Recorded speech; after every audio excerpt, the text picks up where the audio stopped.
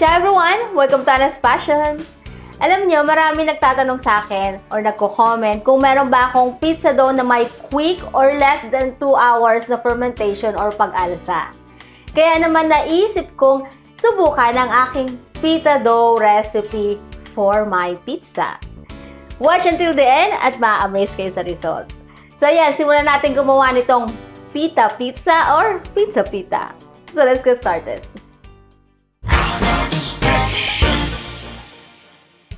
First, gawin natin ang dough. Sa ating mixing bowl, ilagay lahat ng harina.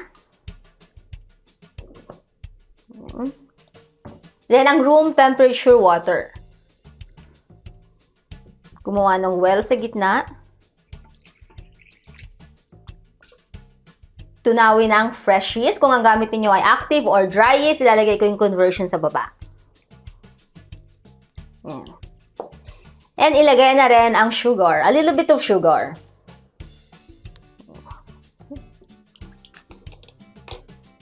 And then, ikukumbine na natin yung harina. Pag gumagawa kayo ng bread or pizza dough with quick fermentation, ay advice ng gagamitin ninyong harina ay yung mga weak or medium strength na flour. Kasi yung strong flour with high protein required longer fermentation. Pag nag-form na yan ang bahagya, pwede na nating ilagay ang salt.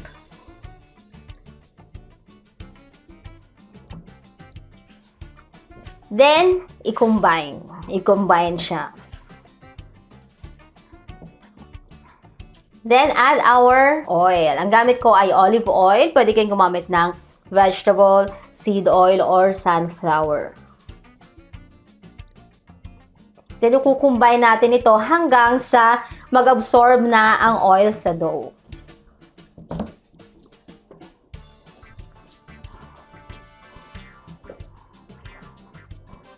Pag nag-form na ang dough, pwede na natin ilagay sa counter. Sprinkle a little bit of flour sa counter.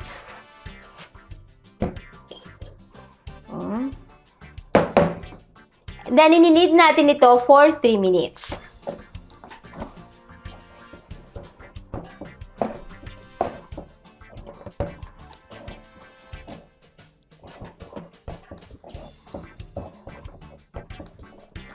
Yan, after 3 minutes, stop muna tayo. Tatakpan natin ito and rest for 10 minutes for gluten development. Siya nga pala, kung gusto niyo mapanood how to make pita and how to cook in 2 ways, ilalagay ko yung link sa baba. So, i-rest na natin ito for 10 minutes. After 10 minutes, ininid ulit natin ito for another 3 minutes. Makikita nyo yung quick rest na yan. Malambot na ang dough. Look. And also smooth and slight elastic. Look. Mas mabilis na rin siyang init. So, ininid ulit natin ito for 3 minutes.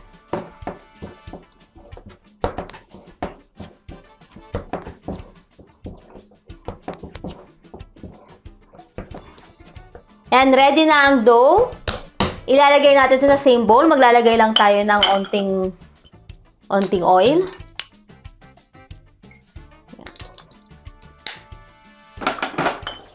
Grease your bowl and transfer your dough dito. Then takpan ng damp cloth or kitchen towel. Then rest for 1 hour. I-transfer na ang dough dito sa ating kneading board. Mag-dust tayo ng onting harina.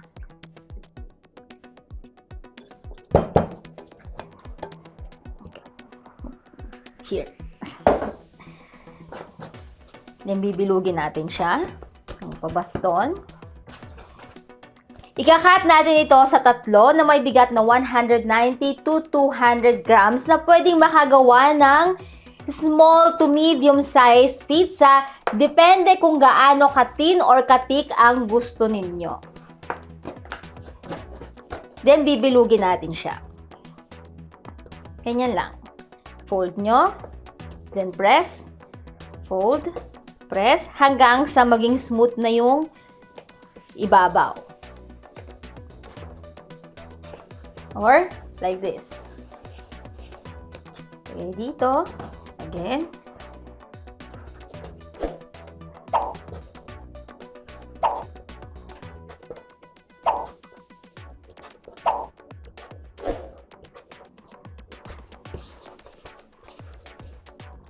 Tatakpan ulit natin ito and i-rest again for 15 to 20 minutes. Ready nang i-stretch ang dough. Sa pag-stretch ito, gagamitan natin ng rolling pins. Same sa pita dough. And for our pizza flavors, 3 klase ang gagawin natin. First, very makulay. Gagamitan natin ng 3 kulay ng tomatoes, yellow, orange, and red with basil.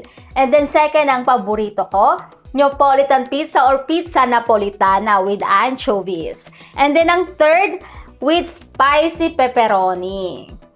And for our sauce, sisimplihan lang natin.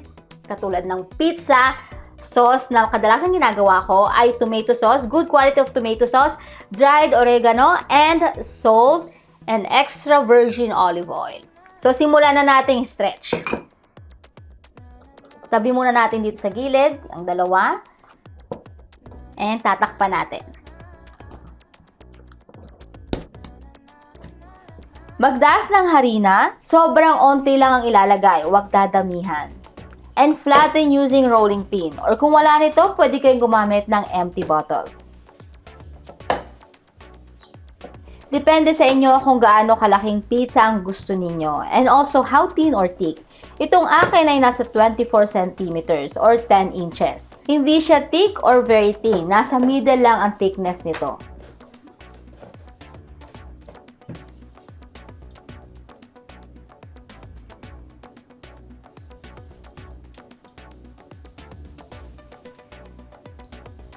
Using fork, ipiprick or lalagyan natin ng maliliit na butas sa gitna para maluto ng maayos at hindi lolobo ang inyong pizza.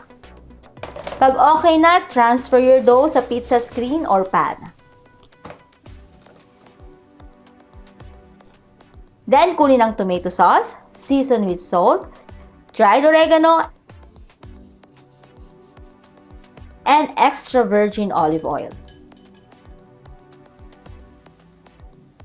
Mix well. Spread your sauce sa flattened dough. Feel free to cook your tomato sauce like marinara sauce style. Ready na tayong ilagay ang fresh tomatoes. Bago ilagay, tatanggalin ko muna ang excess liquid para hindi magtubig ang ating pizza.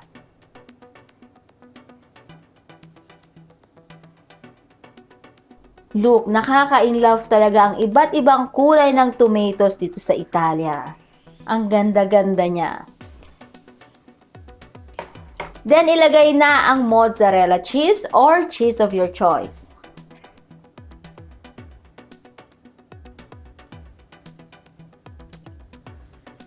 Sprinkle with dried oregano.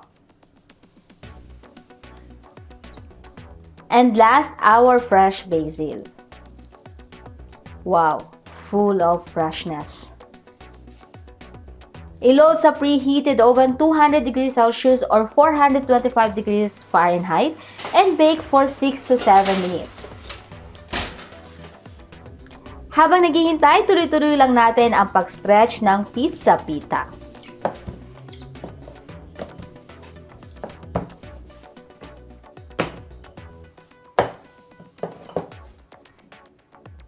For my second pizza flavor, pizza napolitana.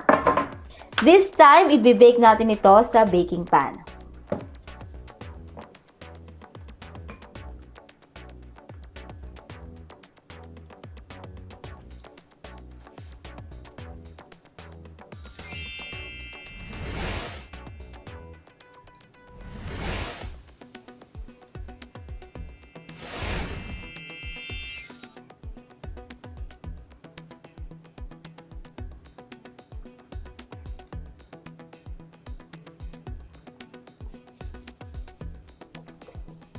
Dito sa pizza using pan, same lang ang oven temperature at baking time. Look at that, guys. It's so beautiful.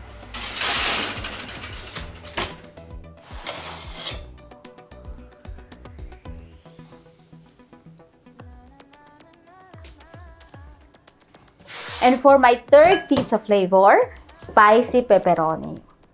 Siya nga pala, if you try this recipe, please comment down below. Let me know what you think. And excited din akong malaman kung anong pizza flavor ang ginawa ninyo.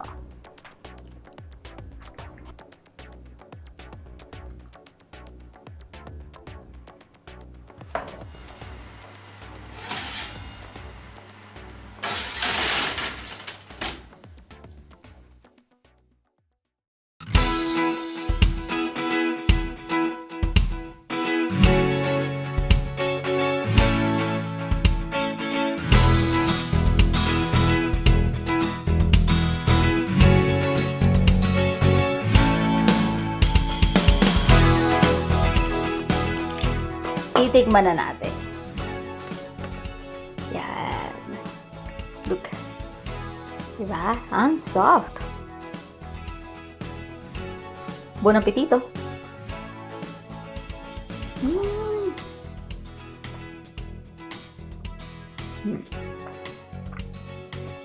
Che buono. So soft.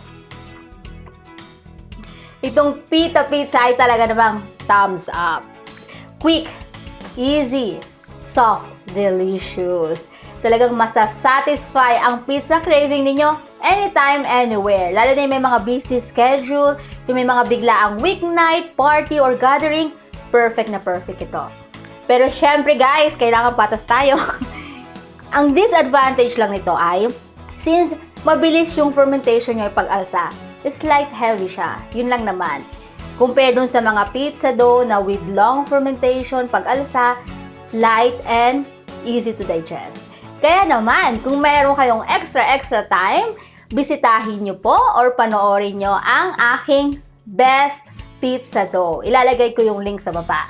And sa mga gustong gumawa naman ng pizza at walang oven sa bahay, pwede nyo ring bisitahin ang aking no oven pizza or pizza without oven. So yan, ilalagay ko lahat ng link sa baba.